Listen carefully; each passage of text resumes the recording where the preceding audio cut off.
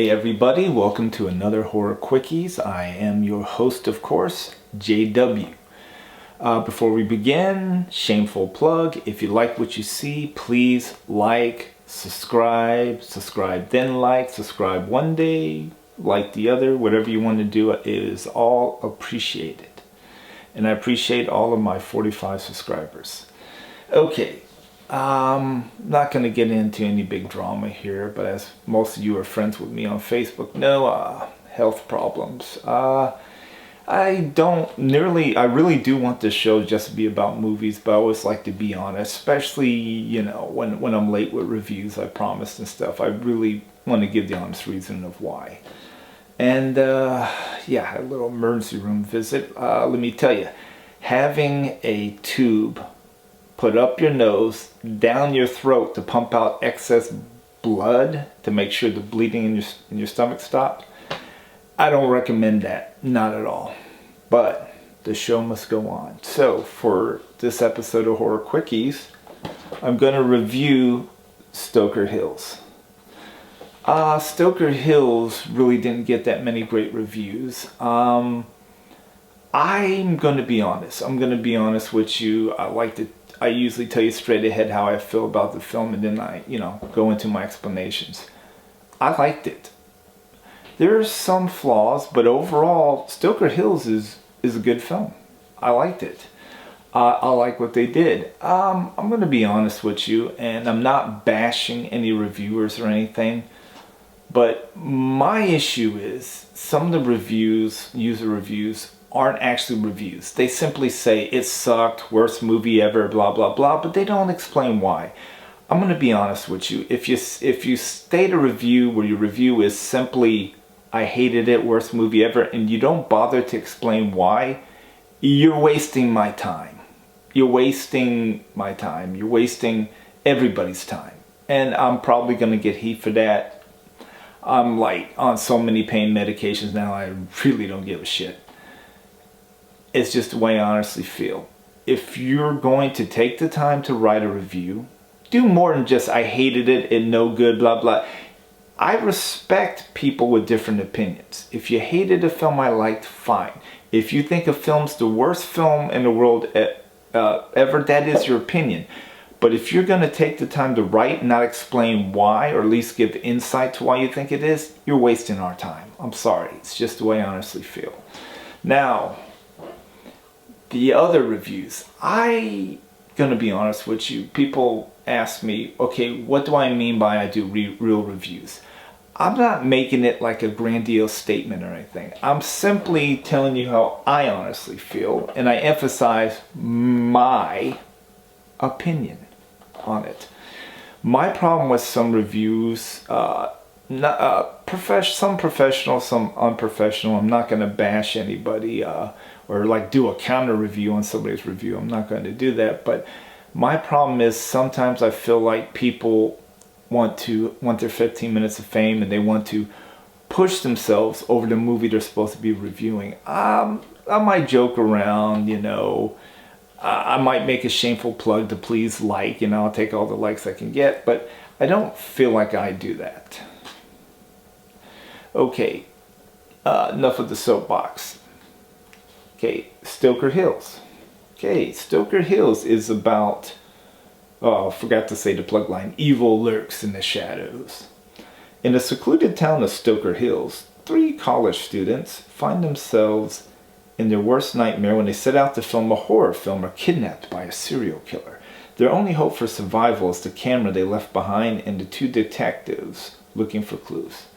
Now, this film, if you ever seen the movie Evidence with Rodda Mitchell and, I'm sorry, True Blood fans are going to hate me, but the guy who starred in True Blood, I'm sorry, Stephen Moyer, sorry, it took me a second.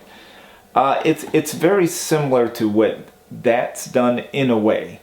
Basically, Stoker Hills is essentially half found footage film, which most of you know, I'm not a huge fan of found footage films, although there are some I liked very much.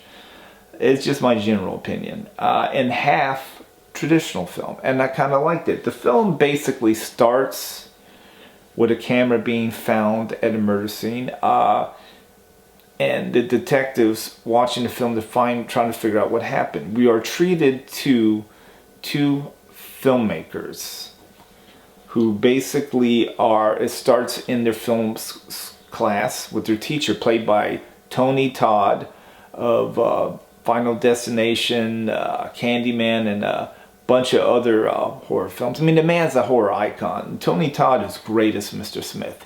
He's not in the film much. He's literally a little bit in the beginning and in the end, but he has such a presence. I'll be honest with you. People talk about like people with distinctive voices. Samuel Jackson has a very distinctive voice. Sean Connery, you know, and so on. Tony Todd, man, that voice, you know, especially in the Final Destination films, you know, it's like it's awesome. Anyways, the two filmmakers, it basically starts off like your basic found footage film, and like I said, it goes from the camera being found to the scene, from the camera's point of view, being picked up by firemen, and then you see it in the classroom, like I said, with Mr. Smith, played by Tony Todd, and the two guys kind of talk about the film they're doing, which is a movie called Streetwalking, about zombie prostitutes, and essentially they're saying they're doing a combination of The Walking Dead, which is hugely popular, of course, and Pretty Woman, which was a popular romantic comedy film. These two actors do a really good job, and I really enjoy the banter between them and Erica, who is one of the guys' girlfriend. I really felt that, even though I don't like found footage films, the actors kind of brought me in. I kind of was okay, and it helps that it has to do with filmmakers. And there's little things they put in. There's of course a competing filmmaker who one of the guys used to date. She's like doing a medical documentary.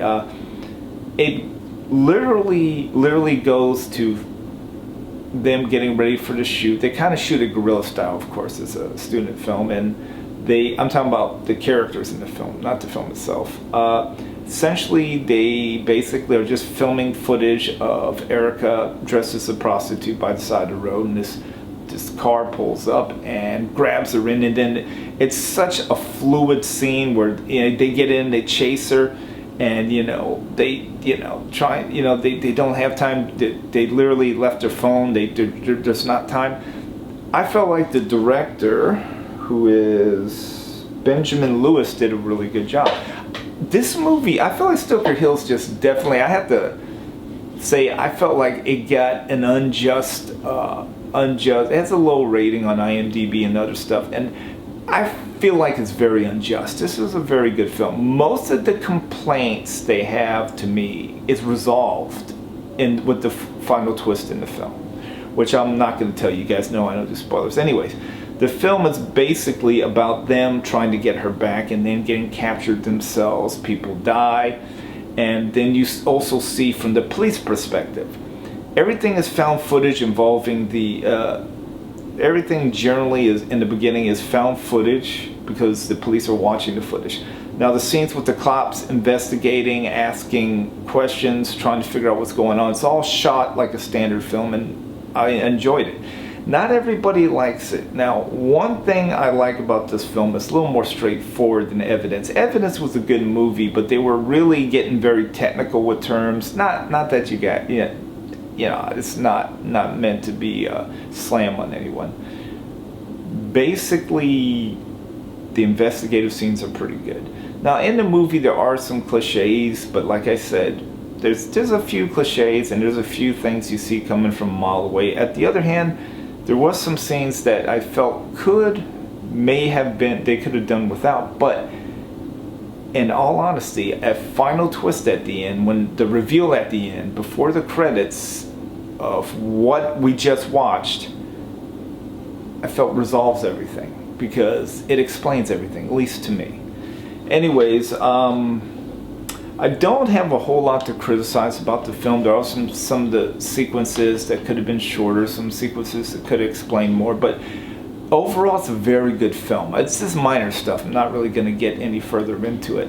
And I'm going to be honest with you, for the people saying that this is like the worst movie in the world, it is not. It's a very good movie. There's many contenders for worst film in the world. But like I said, this is just simply my opinion. Personally, for my money, and I bought this at my friendly neighborhood Walmart for like $9.99, I believe. Could have been $12.99. Since I can't remember how much I paid half the time, should I say 99% of the time, maybe I just won't mention it anymore. But anyways, I do recommend Stoker Hills.